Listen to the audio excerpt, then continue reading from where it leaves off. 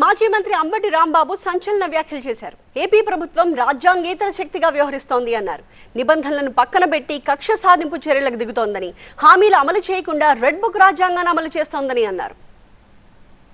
ఇవాళ రాష్ట్రంలో నూతనంగా ఏర్పడినటువంటి ప్రభుత్వం రాజ్యాంగేతర శక్తిగా ఏర్పడి రాజ్యాంగాన్ని పక్కకు పెట్టి, రూల్స్ పక్కకు పెట్టి, చట్టాలను పక్కకు పెట్టి కక్ష సాధింపులుగా తయారవటం చాలా దురదృష్టకరమని మనవి చేస్తున్నాం.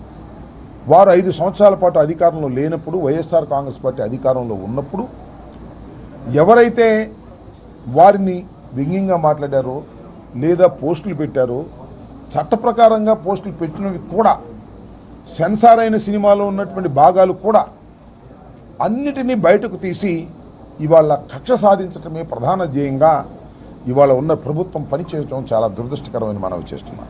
లోకేష్ బాబు గారు ఇవాళ మంత్రిగా ఉన్నారు, ఎడ్యుకేషన్ మినిస్టర్గా.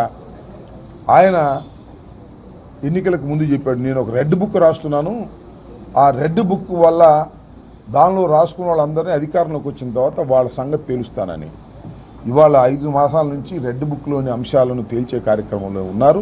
లోకేష్ బాబు ఈ రెడ్ బుక్ రచించినటువంటి రచయిత లోకేష్ బాబు గారి సమాజానికి చెప్పుకోవాల్సిన అవసరం ఉంటుంది. అతను దోషిగా భవిష్యత్ కాలంలో నిలబడేటటువంటి పరిస్థితి కూడా ఉంటుందని